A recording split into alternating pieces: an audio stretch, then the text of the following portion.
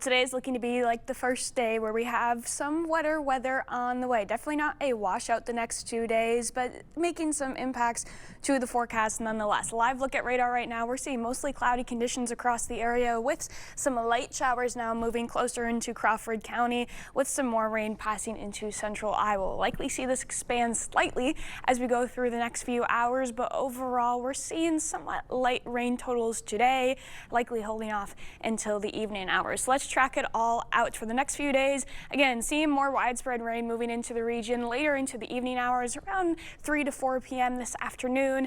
Most of it looking to stay along or south of I-94 and really only seeing the possibility of maybe a tenth to a quarter of an inch of rainfall throughout the evening. And then as we go into the overnight period tonight, we see a lot of that rain start to dwindle out. Still some scattered showers lingering about, but most of it should be giving us a little bit of a break. Still holding on to plenty of cloud coverage out there though.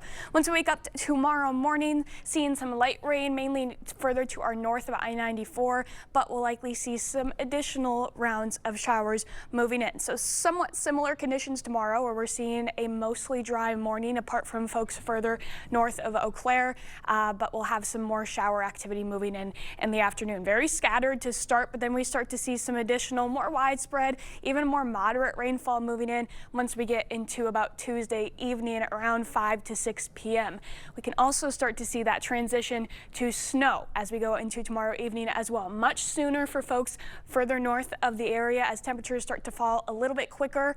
Back here in most of our area, we'll likely see a little bit of a dry break happening before we see plenty of that snow moving in. So we get a little bit of a break going throughout Tuesday night, but we'll likely see the snow moving in very early Wednesday morning, likely still falling as we wake up Wednesday morning as well. It's going to be light snow for most of us. Again, the heaviest of it is likely going to be into far northern Wisconsin, but still some snow nonetheless. The good news is a lot of it should be dwindling as we go into Wednesday afternoon, a big travel day. I know the main concern with this is that it's going to be quite windy as well, so we could see some blowing snow, but again, back here at home, we're not tracking exceptional amounts of snowfall. Snowfall nonetheless, but not a huge winter storm that we could have seen if we were a little bit further north. Most of our area, especially for folks around I-94 and southward, seeing about an inch at the most, and then maybe areas further north of I-94 seeing up to 3 inches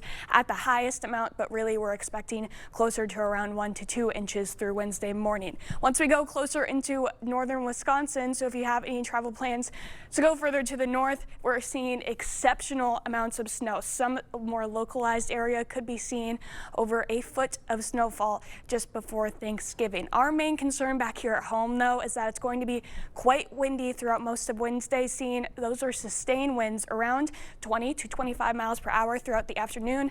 That puts wind gusts closer to around 35 if not 40 miles per hour, so very gusty out there, which can sometimes make it even a little bit harder to drive than the actual snow. So all good things to keep in mind for the travel. All right, take it a little slow out there. Yeah. Thank you, Nicole.